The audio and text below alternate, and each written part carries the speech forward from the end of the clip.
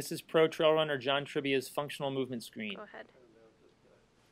Here's John Tribbia's overhead squat. You can see he only makes it halfway down, so a board will be placed under his heels, and we'll see if he can get a little deeper, almost all the way to the bottom. This is his single leg step over, called stepping. You see how he performs this relatively easily on both sides and relatively symmetrically with minimal hip movement and good knee alignment. Next up is his ability to inline lunge. Yeah, that's fine. Yeah, oh, absolutely. He's relatively steady once he gets the hang of it. From the front and from the side, you can see his alignment is good. And he's keeping his back relatively straight. Next is his ability to reach, hands behind his back, and we're comparing one side to the other to see how symmetrical he is. He passes this test relatively well, showing his shoulder rotation is good. Next is going to be his leg raising.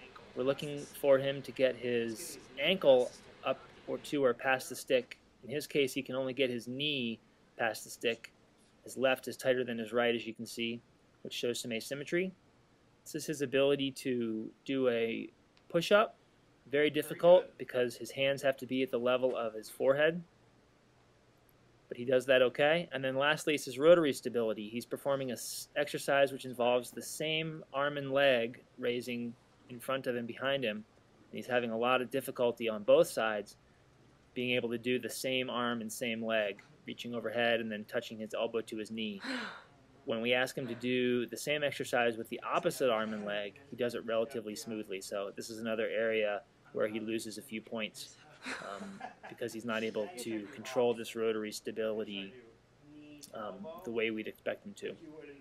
So overall, John loses only a couple points, but he needs to work on full squatting, straight leg raising, and rotary stability to become a better trail runner.